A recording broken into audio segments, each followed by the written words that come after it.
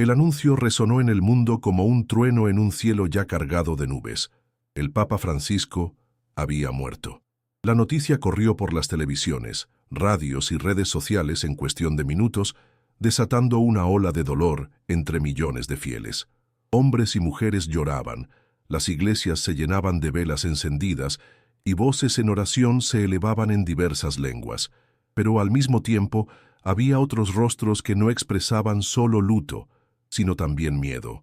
Para ellos esta muerte no era solo la partida de un líder espiritual, sino la señal de que una antigua profecía estaba finalmente cumpliéndose, la profecía de San Malaquías. Casi 9 siglos antes, un monje irlandés llamado Malaquías habría recibido una visión mística al visitar Roma. El relato decía que en éxtasis vio la sucesión de los papas que vendrían después de él hasta el fin de la historia.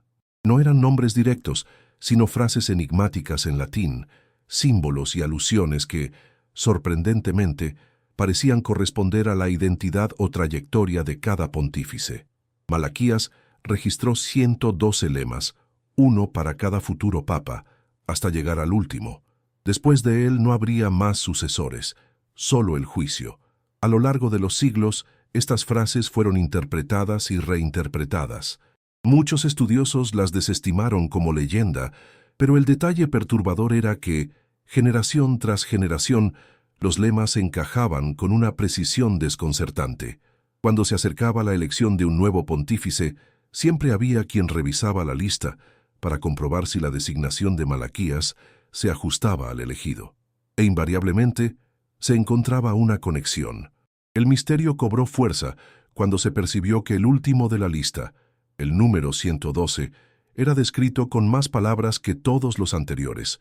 El texto decía: en la última persecución de la Iglesia romana reinará Pedro, el romano, que apacentará el rebaño en medio de muchas tribulaciones.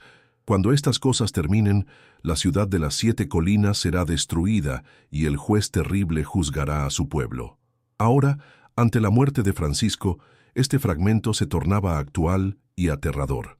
Jorge Mario Bergoglio, argentino de nacimiento, pero hijo de italianos del Piamonte, era visto como romano por sangre y herencia. Escogió el nombre de Francisco, en homenaje al santo de Asís, pero pocos recordaban que este santo se llamaba Giovanni di Pietro di Bernardone. Pietro, Pedro, un detalle que en el contexto de la profecía no parecía una coincidencia. Y las tribulaciones de su pontificado estaban a la vista de todos. Crisis internas, escándalos de abusos, divisiones teológicas, pandemia, guerras y un mundo cada vez más indiferente u hostil a la fe.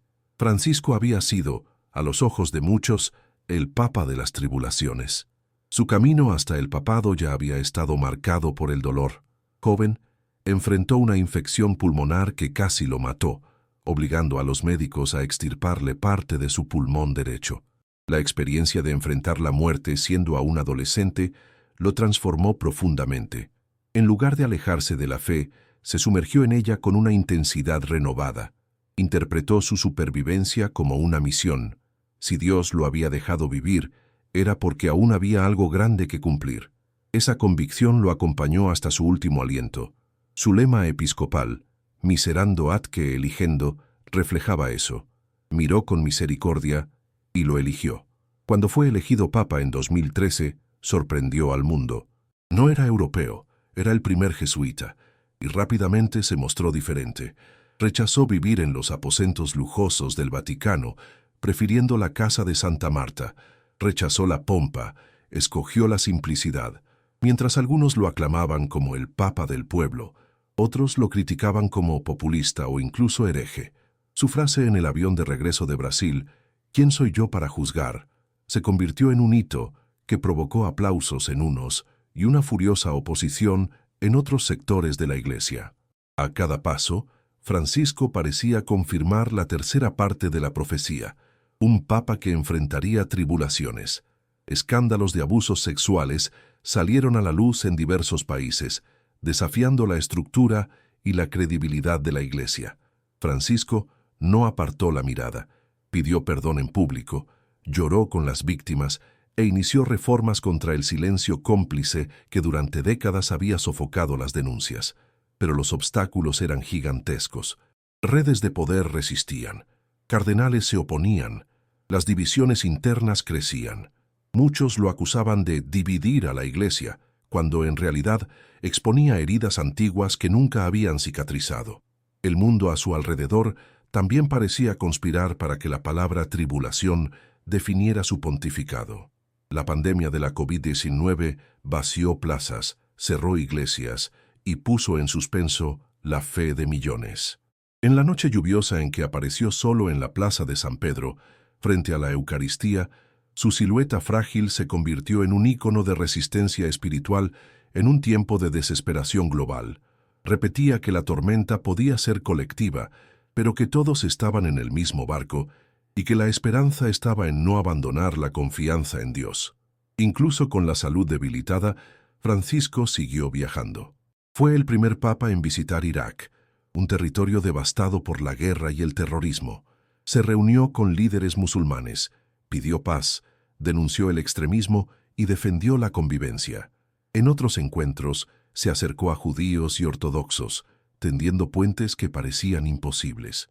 En Cuba, abrazó al patriarca de Moscú, en un gesto que rompió un silencio de 1000 años entre Roma y la Rusia ortodoxa. Cada viaje era más que diplomacia. Era un testimonio de que la fraternidad aún era posible.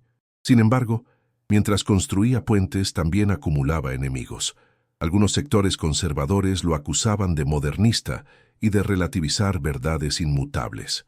Otros lo veían como rígido en cuestiones morales y sociales. Lo cierto es que no buscaba agradar. Buscaba ser fiel al Evangelio de la misericordia. Lavaba los pies de prisioneros, de mujeres, de migrantes. Recordaba que la Iglesia debía ser un hospital de campaña, no un tribunal de condena. Su gesto más repetido era el abrazo, no la sentencia. Por todo esto, cuando su corazón dejó de latir, la sensación de que la profecía se cumplía se extendió. El Papa 112 había reinado. El Pedro romano había guiado en medio de tribulaciones. Quedaba la última parte, la destrucción de la ciudad de las 7 colinas y el juicio. Algunos temían que la profecía indicara una catástrofe inminente sobre Roma. Otros interpretaban que la destrucción podía ser espiritual, el colapso de la credibilidad, la pérdida de relevancia, el vaciamiento de los templos. Fuera como fuera, el peso simbólico era devastador. El Vaticano ahora era visto como el escenario de un drama profético. Teólogos, periodistas y fieles debatían, ¿habría un nuevo papa o la sucesión colapsaría? Para algunos estudiosos de la escatología, no habría un sucesor legítimo. El próximo líder sería un impostor, el falso profeta descrito en Apocalipsis 13, que tendría apariencia de cordero, pero hablaría como dragón. Sería él quien prepararía el camino para el anticristo. Esta visión encontraba eco en pasajes bíblicos que describen el fin de los tiempos, la apostasía, el surgimiento del hombre de la iniquidad, guerras, hambrunas, terremotos y señales en el cielo. Bastaba mirar los noticieros para percibir que esos signos ya estaban presentes. Pero también había otra lectura, menos apocalíptica, aunque igualmente desafiante. La muerte de Francisco marcaba el fin de una era, pero no el fin de la fe. La fe no dependía de un papa, sino de Cristo. El legado de Francisco sería justamente ese, devolver a la Iglesia la imagen de la misericordia. Insistió hasta el final en que el rostro de Dios estaba en el que sufre, en el excluido, en aquel que el mundo desprecia. Su mayor enseñanza no fue una encíclica, sino la coherencia de sus gestos. Vivió el Evangelio no como poder, sino como servicio. Mientras multitudes llenaban las calles de Roma para despedirse, cada vela encendida parecía un eco de esa verdad. Francisco había partido, pero su misión estaba completa. El ciclo de la profecía, según muchos, se había cerrado. Ahora el mundo caminaba hacia un horizonte incierto, tal vez sombrío, tal vez redentor. El llamado, repetido por él tantas veces, resonaba más fuerte que nunca. Velen, porque no saben ni el día ni la hora. Las horas posteriores a la muerte de Francisco fueron una mezcla de luto y especulación. Los periódicos del mundo entero mostraban imágenes de fieles llorando en la plaza de San Pedro, mientras especialistas en religión eran invitados a entrevistas que, inevitablemente, mencionaban la profecía de San Malaquías. No había forma de evitarlo. La lista, con sus 112 lemas, circulaba en redes sociales, programas televisivos y artículos digitales. Para muchos, era solo una coincidencia que cobraba fuerza por la sugestión. Para otros era imposible negarlo. Francisco había sido el último de la estirpe.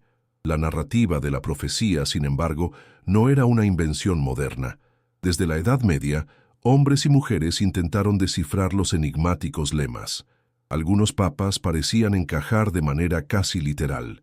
El ejemplo más recordado era el de Juan Pablo I, descrito como de medietate lunae, de la mitad de la luna. Fue elegido en un período de luna creciente y murió apenas 33 días después, también en una fase lunar parcial. Su breve existencia como pontífice parecía reflejar la imagen de una luna incompleta, breve y enigmática. Su sucesor, Juan Pablo II, fue llamado de labore solis, del trabajo del sol o del eclipse del sol. Nació en un día de eclipse solar y murió durante otro, un detalle que impresionaba incluso a los más escépticos. Benedicto XVI, predecesor de Francisco, fue asociado al lema Gloria Olivae, la gloria del olivo. Algunos lo relacionaron con la Orden de San Benito, tradicionalmente simbolizada por una rama de olivo. Otros veían una conexión con su estilo sobrio y pacificador. Curiosamente, Benedicto XVI renunció algo raro en la historia, abriendo espacio para que Francisco fuera elegido. En aquel momento, muchos ya recordaban que el próximo sería el último de la lista. Francisco, por lo tanto, cargaba sobre sí no solo el peso de liderar a más de 1.000 millones de católicos, sino también la sombra de la profecía. Sus críticos lo acusaban de relativizar doctrinas y de suavizar verdades inmutables. Sus defensores afirmaban que él, más que cualquier otro, había devuelto humanidad a la Iglesia. Pero la tensión estaba siempre presente y parecía confirmar la palabra tribulaciones. Escándalos de abusos, divisiones internas, polarización, pandemias, guerras, todo se acumulaba en sus años de pontificado. No había dudas de que su trayectoria correspondía a la descripción profética. El detalle más polémico estaba en el nombre. La profecía hablaba de Pedro el Romano. Bergoglio no se llamaba Pedro, pero escogió Francisco. Sin embargo, el santo que inspiró su nombre era en realidad Giovanni di Pietro di Bernardone. El apellido Pietro resonaba como una clave simbólica. Para quienes deseaban negar la profecía, era solo una coincidencia. Para quienes creían era la prueba de que cada palabra de Malaquías se cumplía. Mientras tanto, en la Ciudad del Vaticano se preparaban los rituales del funeral. Cardenales de todas partes del mundo viajaban a Roma. La prensa especulaba sobre quién sería el próximo pontífice. Pero había una pregunta que flotaba como sombra. ¿Habría realmente un sucesor legítimo? Si Francisco era el último, no importaba quién fuera elegido, estaría condenado a ser visto por muchos como un impostor. El trono de Pedro, símbolo de continuidad, se convertía en un escenario de duda. Estudiosos de la escatología volvían sus ojos al libro del Apocalipsis. En el capítulo 13 se habla de una segunda bestia que surge de la tierra, con apariencia de cordero, pero con voz de dragón. Esta figura, conocida como el falso profeta, tendría la misión de engañar a las multitudes y preparar el camino para el anticristo. No pocos asociaban la figura futura del papa posterior a Francisco con esta descripción. La idea era inquietante. La Iglesia, en lugar de ser bastión de la fe, se convertiría en un instrumento de engaño global. Por otro lado, también existía la interpretación de que Malaquías no hablaba de un impostor sentado en el trono, sino del propio fin de la institución papal como centro absoluto del cristianismo. Francisco habría sido el último en cumplir la función en un sentido pleno. Lo que vendría después sería algo diferente, tal vez una iglesia más descentralizada, tal vez una ruptura irreversible. La destrucción de la ciudad de las 7 colinas podría significar no solo una catástrofe física, sino una ruina espiritual. Roma, como centro de poder, dejaría de existir en su forma actual. Estas ideas antes confinadas a círculos teológicos, ahora se difundían entre el pueblo. Fieles sencillos que antes nunca habían oído hablar de la profecía, comenzaban a comentarla en parroquias, reuniones familiares y redes sociales. Algunos sentían pánico, otros veían en el cumplimiento una confirmación de fe. Al fin y al cabo, si las palabras de un monje del siglo XII se cumplían, entonces tal vez también se cumplirían las promesas de Cristo sobre la victoria final de la luz sobre las tinieblas. El clima de incertidumbre crecía. Las televisiones mostraban a especialistas discrepando. Unos afirmaban que todo no era más que una superstición medieval. Otros, que el encaje de los lemas era tan preciso que no había forma de ignorarlo. Lo que nadie podía negar era la fuerza simbólica del momento. La muerte de un papa amado identificado con los pobres coincidía con el fin de una lista que venía siendo seguida durante 9 siglos. Mientras tanto, se recordaba el legado concreto de Francisco. No construyó monumentos, no buscó gloria personal, prefirió la simplicidad y la coherencia. Visitó cárceles, refugiados, hospitales, lavó los pies de musulmanes, mujeres y migrantes. Habló incesantemente de misericordia, enseñando que la Iglesia no debía ser un tribunal, sino un hospital de campaña. Su voz en defensa de los descartados resonaba más que los documentos oficiales. Francisco había sido, ante todo, un pastor cercano, un hombre que a pesar de las críticas nunca dejó de repetir que el rostro de Dios se encuentra en los que sufren. Muchos recordaban también su valentía durante la pandemia. La imagen de su figura solitaria en la plaza de San Pedro, bajo la lluvia, frente al Santísimo Sacramento, ya era considerada una de las más poderosas del siglo XXI. Representaba no solo a la Iglesia, sino a toda la humanidad en desamparo. En aquel instante, el Papa se había convertido en un símbolo universal de resistencia y esperanza. El peso de la historia, sin embargo, parecía aplastante. El Papa 112 estaba muerto. Lo que vendría después era incierto. La pregunta «¿y ahora?» resonaba tanto en las plazas como en los corredores del Vaticano. Algunos veían en la elección siguiente una continuidad normal, otros el inicio de algo tenebroso. El tiempo lo diría, pero el texto de Malaquías permanecía allí, repitiendo como un martillo, y cuando estas cosas terminen, la ciudad de las 7 colinas será destruida, y el juez terrible juzgará a su pueblo. Roma, la eterna, parecía suspendida en el tiempo. El funeral de Francisco atraía multitudes. Hombres y mujeres de diferentes credos viajaban para rendir homenaje. Era la despedida a un hombre que, con fragilidad y firmeza, había guiado a la Iglesia en medio de la tormenta. Su cuerpo descansaba, pero su memoria encendía debates. Cada lágrima derramada parecía llevar también una pregunta sobre el futuro. Alrededor del mundo, los signos de los tiempos se acumulaban: guerras prolongadas, persecuciones a cristianos, desastres naturales, pandemias recientes y una crisis cultural global. Muchos recordaban las palabras de Jesús en Mateo 24. Habrá guerras y rumores de guerras, hambrunas, pestes y terremotos en varios lugares, pero todo esto es el principio de los dolores. La similitud con el escenario actual no parecía mera coincidencia. Los fieles más atentos recordaban también las palabras de Pablo a los tesalonicenses: antes del fin vendrá la apostasía, y se manifestará el hombre de la iniquidad. El propio Cristo había advertido: velen y oren. Ahora, la muerte de Francisco parecía poner todas estas advertencias en una nueva perspectiva. La fe no podía vivirse más con tibieza. El momento exigía decisión. Sin embargo, a pesar de las sombras, también había luz. Para muchos, Francisco no era solo el último de la profecía, sino una señal de que incluso en tiempos sombríos, Dios continuaba guiando la historia. Su vida de simplicidad, su opción por los pobres, su defensa de la misericordia, eran recordatorios de que el cristianismo no se resume en estructuras de poder, sino en la esencia del Evangelio. La profecía podía anunciar destrucción, pero la fe anunciaba resurrección. Al final, la figura de Francisco permanecía como testimonio. Había sufrido, reformado, dividido opiniones, pero nunca abandonó su convicción de que el amor es más fuerte que el miedo. Al despedirse del mundo, dejaba no solo un vacío institucional, sino también un llamado espiritual.